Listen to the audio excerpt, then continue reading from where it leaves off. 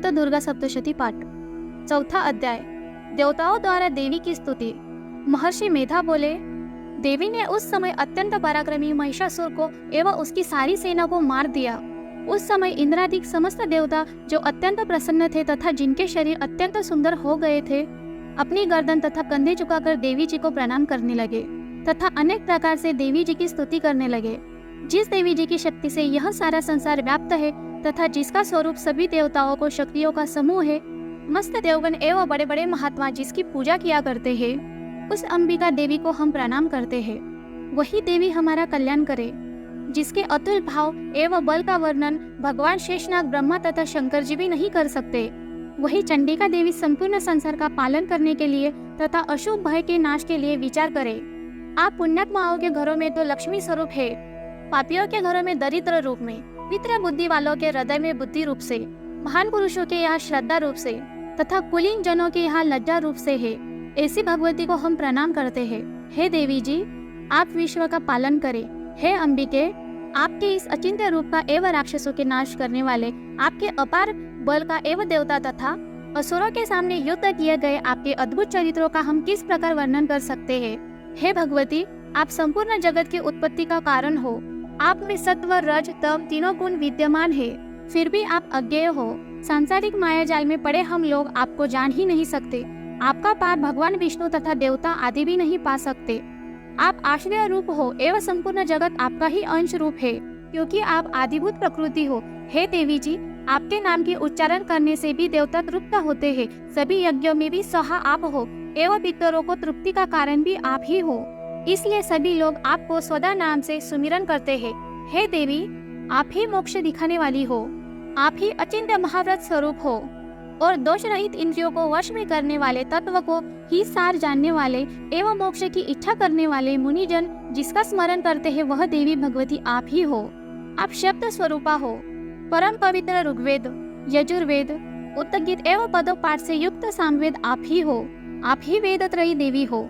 वह 6 गुणों से संपन्न आप ही हो। समस्त संसार की आजीविका रूप में आप ही वार्ता हो। संपूर्ण जगत के दुखों को एवं कष्टों को आप दूर करने वाली हो तथा सभी शास्त्रों की ज्ञाता भी आप हो।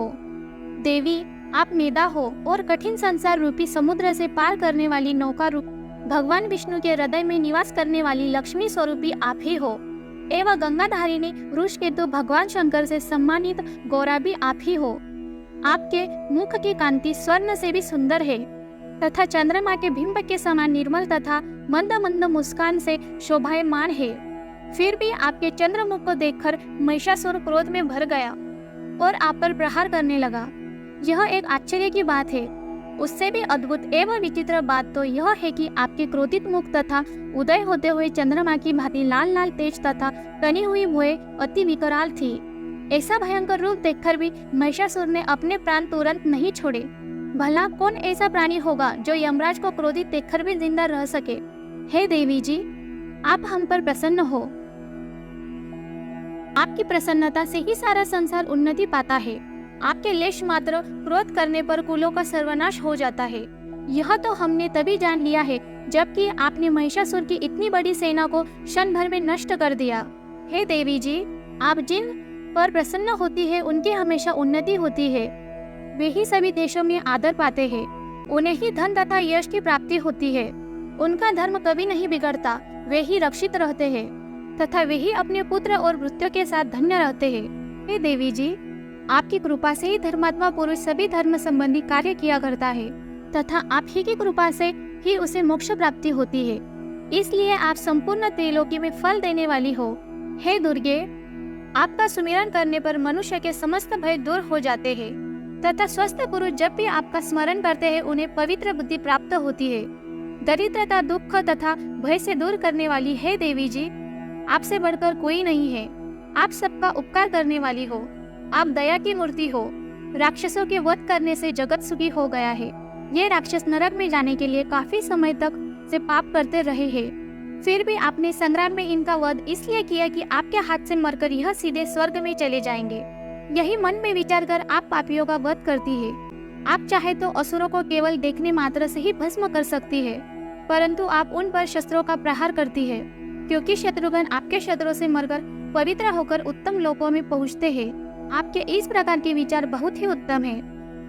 आपकी तलवार की तेज पूंछ की झलक से एवं त्रिशूल की चमक से असुरों की आंख चुंदिया कर नष्ट क्यों नहीं हो जाती? इसका भी एक कारण है।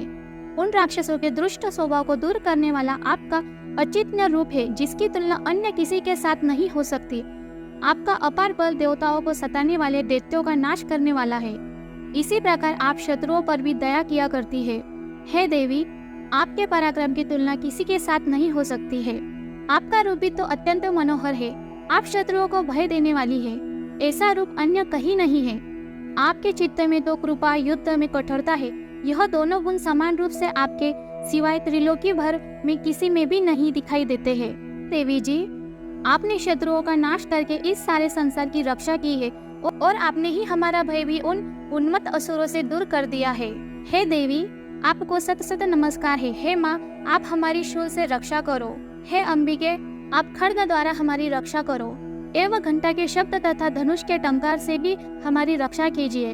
हे चंडिके, पूर्व, पश्चिम, उत्तर, दक्षिण दिशा में आप अपने त्रिशूल को घुमा घुमा कर हमारी रक्षा कीजिए। हे माता, तीनों लोकों में आपका अत्यंत सुंदर तथा अत्यंत भयंकर रूप है, उससे भी आप हमारी तथा समस्त संसार की रक्षा करो। हे अंबिके, आप अपने समस्त अस्त्र शस्त्र, धनुष, खड्ग, शूल, गदा इत्यादि से सबकी हर प्रकार रक्षा करो।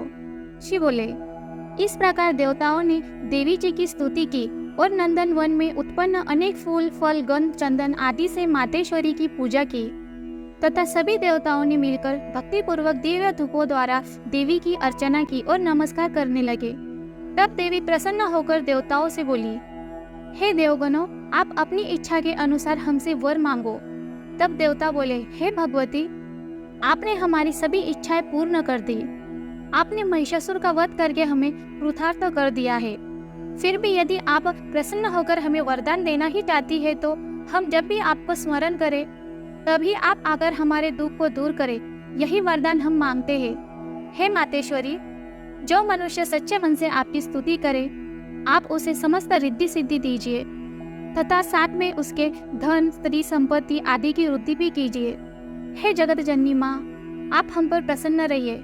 महर्षि बोले, हे राजन, जब देवताओं ने अपने तथा संसार के उद्धार के लिए इस प्रकार वर मांगा तब उन्हें तथास्तु कहकर महाकाली अंतर्ध्यान हो गई। हे राजन, प्राचीन काल में त्रिलोकी का हित चाहने वाली देवी जिस प्रकार देवताओं के शरीर से प्रकट हुई वह सारी कथा मैंने आपसे कह सुनाई। अब इसके पश्चात फिर दुष्ट दैत्यों तथा निशुंभ के वध करने के लिए तथा देवताओं का उद्धार करने वाली जगत की रक्षा करने के लिए जिस प्रकार गौरी के शरीर से देवी प्रकट हुई और उसने जो भी चरित्र किए वह सब श्रवण करो।